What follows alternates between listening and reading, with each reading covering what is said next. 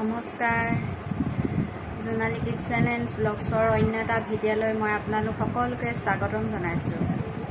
আজি বনাম হাঁহৰ মাংস। হাঁহৰ মাংস সকলোৱে বনাই খায়ে, কিন্তু মই আজি কেনেকৈনো বনাওঁ ভাবিলোঁ ভিডিঅ'টো আপোনালোকৰ লগতো শ্বেয়াৰ কৰোঁ। ভিডিঅ'টো শেষলৈকে আপোনালোকে চাব। এইফালে এতিয়া মই হাঁহৰ মাংস কটাকৈ বজাৰৰ পৰা কিনি আনিছোঁ 600 গ্ৰাম। এইফালে পিঁয়াজ, আদা, নহৰু, হালধি, ৰং গুড়া আৰু গৰম মছলা এইফালে পিচি লৈছোঁ।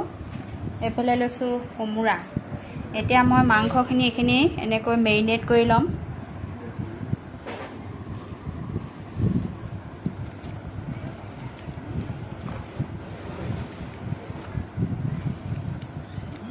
পিঁয়াজ দিছোঁ, আদা, নহৰু, লগতে হালধি, ৰংগুৰি এইখিনি দি দিছোঁ। অলপ গৰম মছলা দি অলপ মিঠাতেল। এতিয়া এনেকৈ মই মাংসখিনি মেৰিনেট কৰি ল'ম।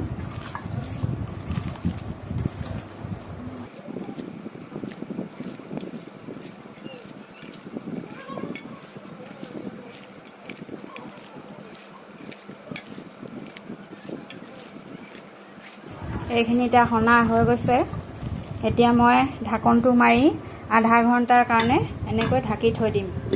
A few minutes later.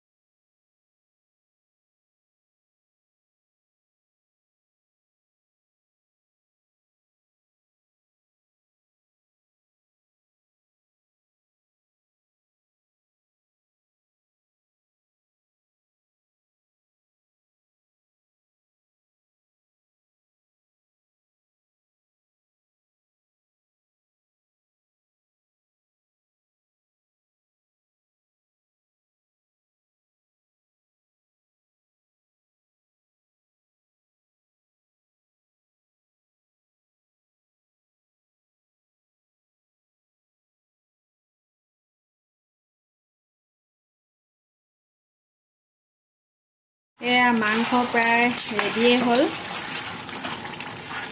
কি ধুনীয়া গোন্ধ আহিছে, কালাৰো ধুনীয়া হৈছে। এতিয়া মই ইয়াত দি দিম ধনিয়া।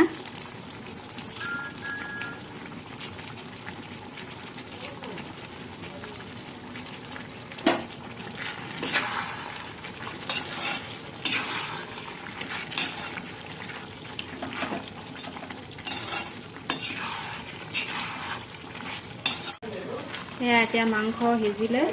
এতিয়া মই গেছ ষ্টভটো বন্ধ কৰি দিওঁ। এয়া মোৰ মাংস ৰেডি হৈ গ'ল।